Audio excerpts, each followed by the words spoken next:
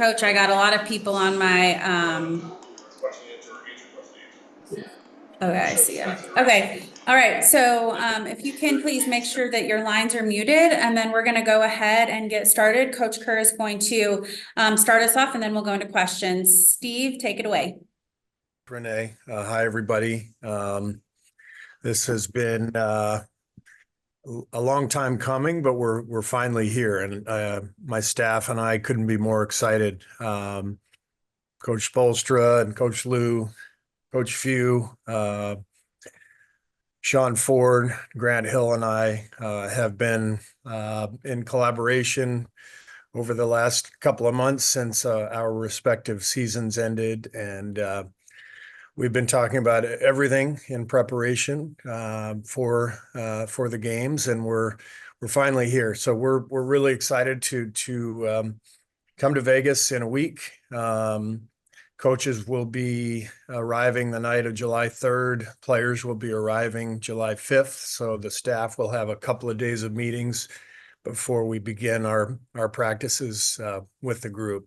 So couldn't be more excited. I've been reaching out to all the guys on the team. I've had discussions with a lot of them. Everybody's excited. What's not to be excited about? Not only the Olympic Games, the incredible competition, traveling, coming to Paris, as well as our friendlies in Abu Dhabi and London. Everyone is thrilled with what's ahead. Our roster is obviously laden with stars and players who have accomplished so much. And what I love about these guys is they want to accomplish more. They want to win an Olympic gold medal, and that's why why they all signed up for this. And we're well aware of the challenge we're facing. The world of basketball has gotten so much better, so much stronger. We know how good these teams are, and we know we're going to have to be at our best. So couldn't be more excited, and we'll see a lot of you along the way. And in the meantime, let's get started today. Great. Thanks, Coach. Let's go ahead and get started with, is it Jonty or Yanti? I'm sorry, Coleman from BBC. I apologize if I'm butchering your name. Hi, sorry, it's Jonty. Yeah. Hi. Thank you very much for this. As you mentioned there, you've got the friendlies are starting off, including your trip to London. What do you think as a team you're going to get out of that experience? And also, how important is it to play, in different cultures and different environments leading up to the Olympics? Yeah, I mean, we obviously need as many friendlies as we can play to prepare. We've got about 4 or 5 days of practice in Las Vegas. We'll play Canada there and then head to Abu Dhabi for a couple games and then on to London from there. So, this is a very unique experience. The NBA season is a marathon, and, FIBA is really more of a sprint, especially for Team USA. We generally have a different team every summer, whereas a lot of the teams that we're playing against have the continuity that comes with having a very similar roster year after year. So our strength is the depth of talent that we have in this country. But one of the many challenges that we face in FIBA is that we have generally a brand new group year after year, and we have to try to mold the team quickly. So that comes both via practice, but also I think with travel, with bonding, with the experience of flying overseas and playing in different venues, different cultures. I think our team is very excited about the 2 games in London. I've got family there, so I can't wait to play there. I think everybody's really excited about not just the Olympics, but the lead up as well. Great, thank you. Tim Reynolds. Good morning, Steve. Morning. With Tyrese on the call, I take that as a good sign as far as how he's doing physically. Joel was at the finals. and pronounced himself good to go. We haven't seen Kawhi play only but twice since the end of March. Can you kind of give an update on what he's told you as far as his availability level? And do you expect all 12 to be good to go next week? Yeah, we expect everybody to be good to go. We've been in touch with everyone, not just those three guys. But Grant and Sean have been staying on top of everything. We've been in communication constantly. So we expect all 12 guys to be ready to roll. Zora, go ahead. Hey, Coach, Zora Stevenson with NBC. What do you foresee the priorities being in those first few practices? I know you mentioned, new team, just kind of with the setup of the US, but what do you want to tackle first?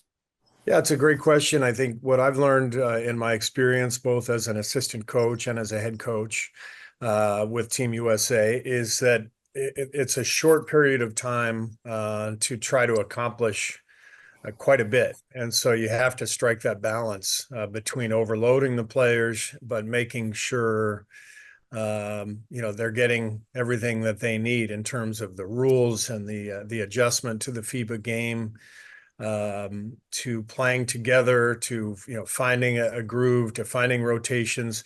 Trying to do all that in 4 or 5 days is really difficult. So the first order of business is to ask the players to fully commit to the group, and however this plays out, it plays out. And I've found that one of the things the players really enjoy about it, frankly, is that they get to play together with guys they're used to competing against. And, they're not asked to be the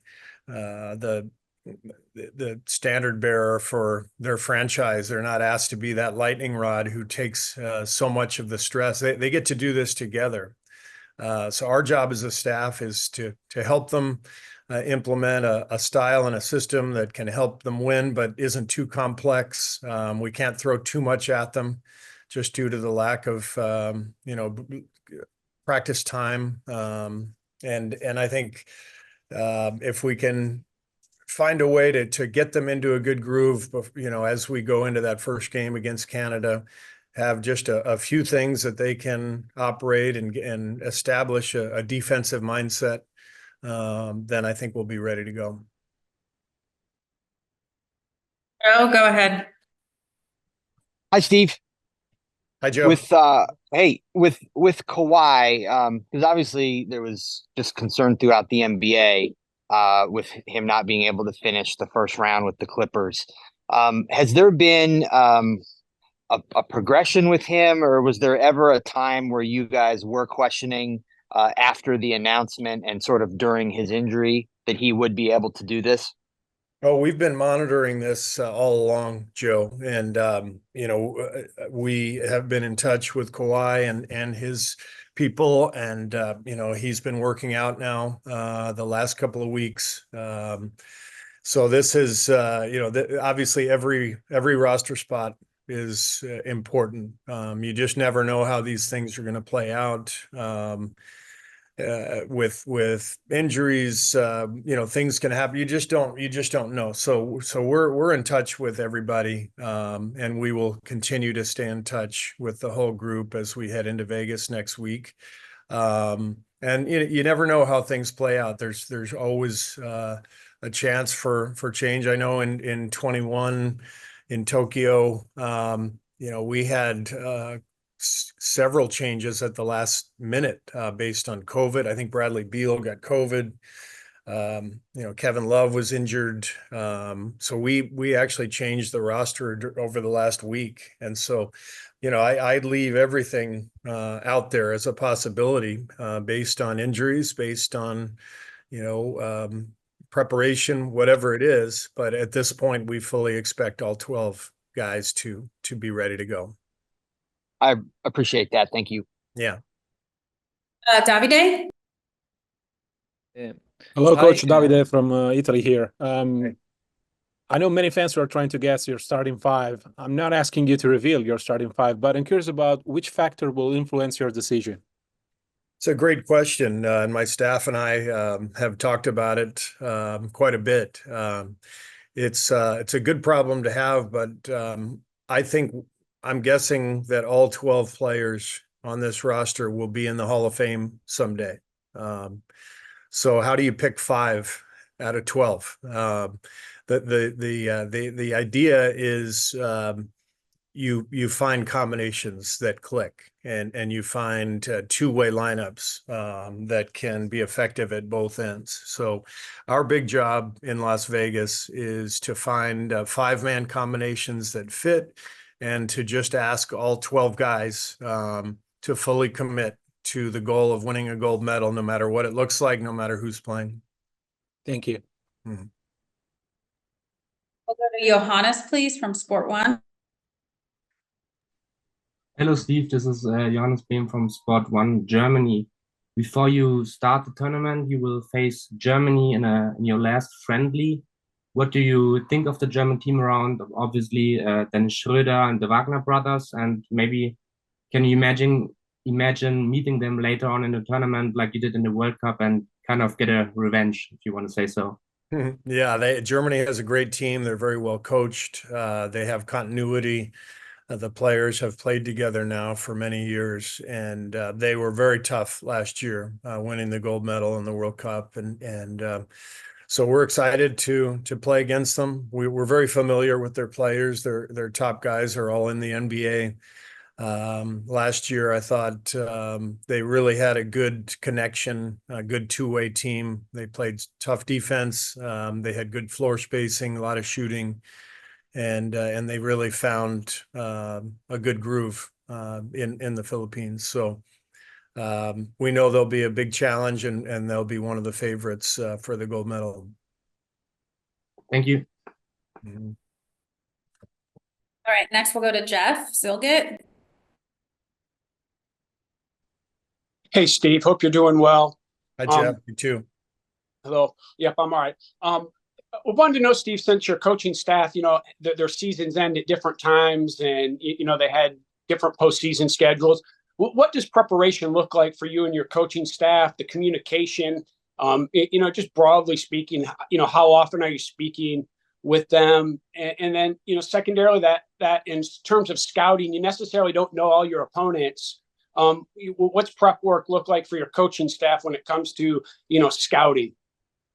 Yeah, so we gathered in Chicago a few weeks ago for kind of a mini retreat where we talked about everything, roles on the staff, what training camp will look like in Las Vegas, actions we want to run, how we want to defend, what's going to be our main defense, what are our counters, all those things.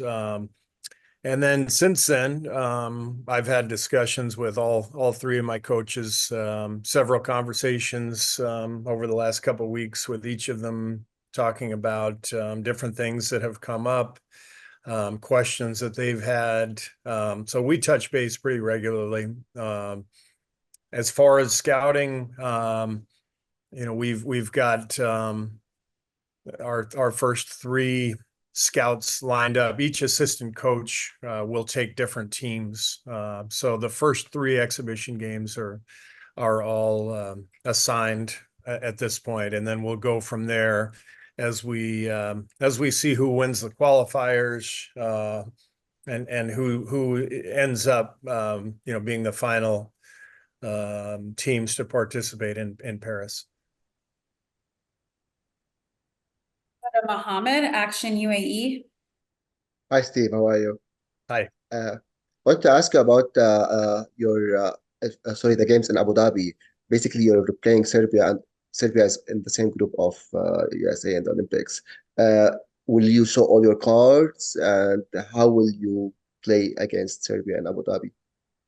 Yeah, I mean, to play against Serbia, one of the best teams in the world, right away, to see them again in Paris or in Lille, it's really exciting, and we know how good they are, and we're very familiar with some of their players, of course. So, biggest thing for us is to be us, to figure out our team in a short period of time. So I'm not worried about playing all of our cards. I'm sure we'll have some things ready no matter what happens in Abu Dhabi for the next meeting and maybe another one after that.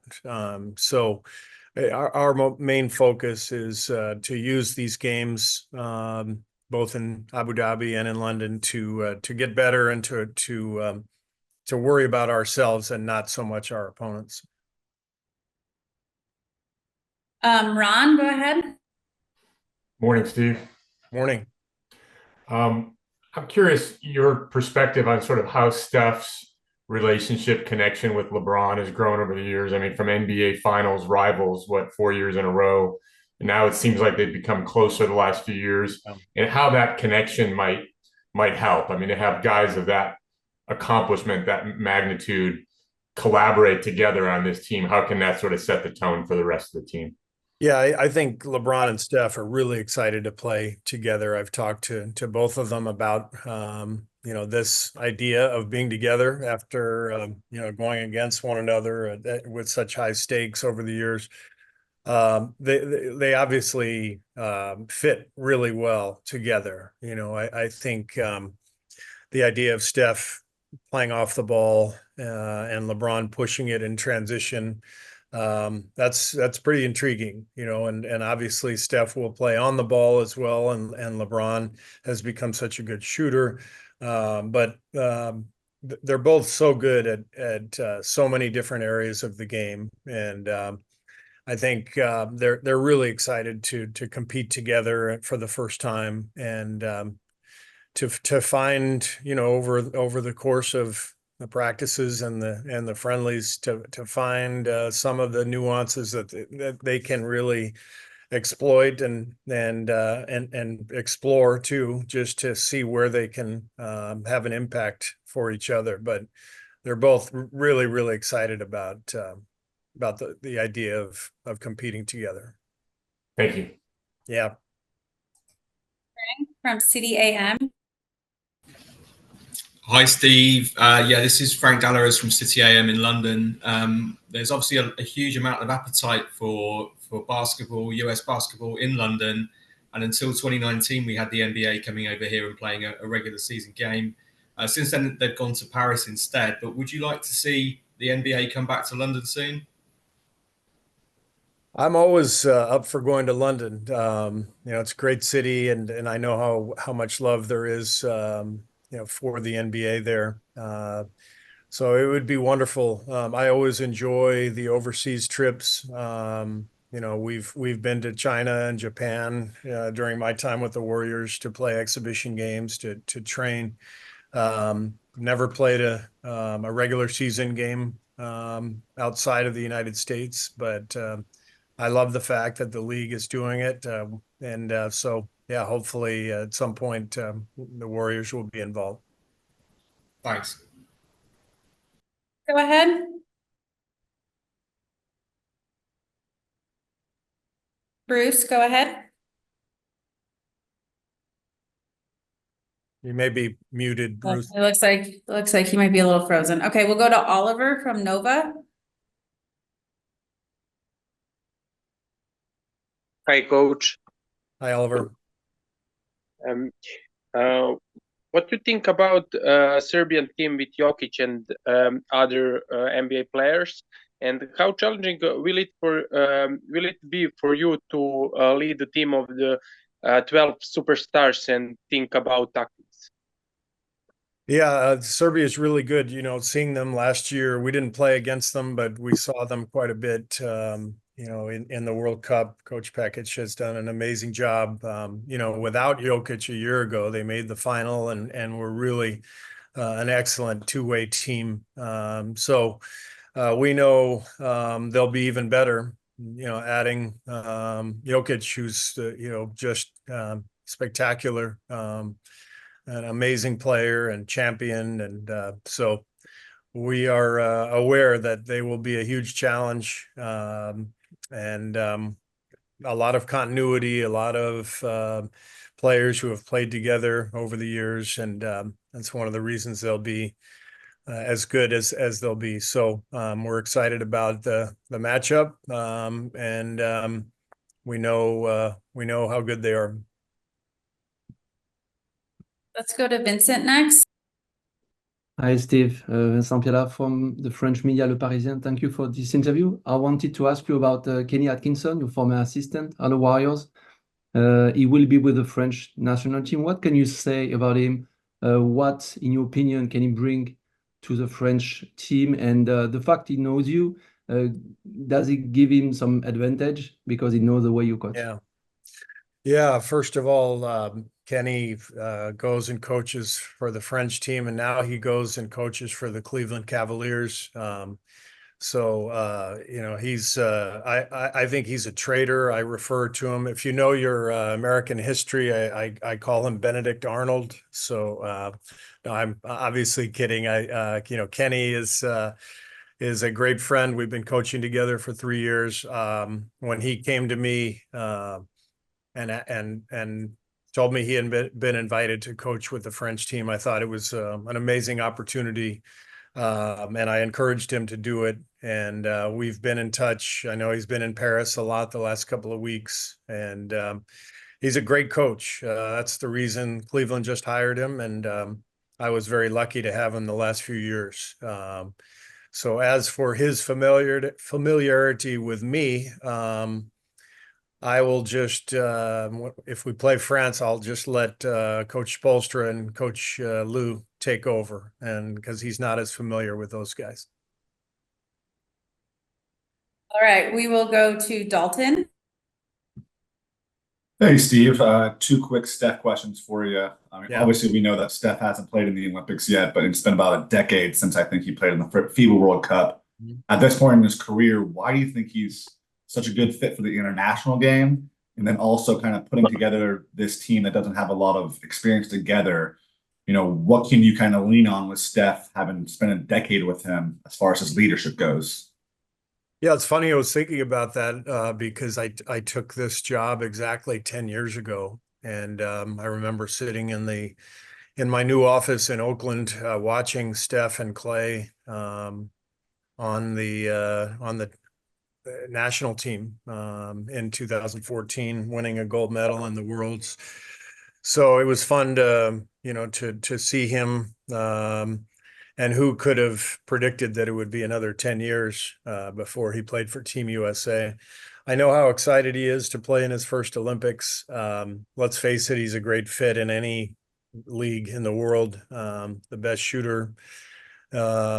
He's such an easy player for others to play with. So he fits perfectly into this kind of challenge where you're trying to develop continuity quickly. So he's excited. His his first Olympics, a chance to play with so many great players, and I'm excited to continue to coach him after 10 years. I know he will make my job easier because he'll talk to the other guys about some of my tendencies and what I'm looking for, and so it's very helpful to have him on this roster. Thanks, Steve. Good to see you. You too. We'll do a couple more here and then let Coach go. Next, we will go over to Morrow, please, from Sky. Hi, Coach. Nice meeting you.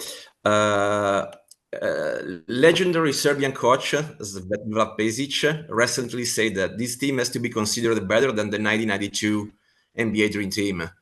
I'm sure you want to win a gold medal before even starting the debate, but I'm curious to know your thoughts because I think the comparison can be made starting from the veteran group like MJ, Magic and Bird back then, and LeBron, Steph, and KD today.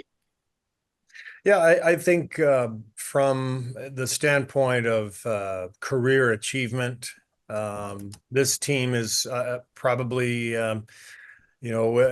as decorated as any since the 92 Dream Team. The difference is in 1992, the world wasn't anywhere close to as good as it is now in terms of basketball popularity, just globalization of the game. Obviously, Serbia and Croatia had been separated at that time, and so prior to that, Yugoslavia would have been the biggest challenge for the 92 team. So then all those players were separated. The Soviet Union was broken apart. Chuck Daly, the coach of the 92 team, never took a timeout. That team was never threatened. So the difference is that, yes, we have a star-studded team filled with Hall of Famers, but we have an altogether different challenge with great teams like Serbia and France and Germany and others, Spain. I mean, there's challenges across the board, assuming Spain qualifies. And I'm leaving out others. There's great teams all over the place, and nothing is guaranteed at this point for USA basketball. We know that well. I know it personally. We won the gold medal in Tokyo, but we lost 3 games along the way. Our gold medal game against France went right down to the wire. So this is an entirely different competition than it was in 1992. Thank you. I'll let Coach go. Camille, go ahead. Hi, this is Camille from the Filipino Times, and we're very excited for you to come here and your team to play in Abu Dhabi. So the Filipinos are very passionate basketball fans, and my question is, for the Filipinos, how have you experienced their support during these competitions? And if you have any message to the Filipino community here in the UAE? Yeah, we thoroughly enjoyed our experience in Manila last summer. It was just incredible to see the passion of the fans, to see the looks on their faces when they were able to get a glimpse of our players, walking around the city or in the arena. Obviously, the results of the competition didn't go our way, but that didn't take away from the incredible experience we had, enjoying the Filipino culture and meeting the Filipino people. So we're excited to get back at it this year. And to all of our fans in the Philippines, thank you so much for supporting the NBA, for watching our players, and for the reception that we received a year ago.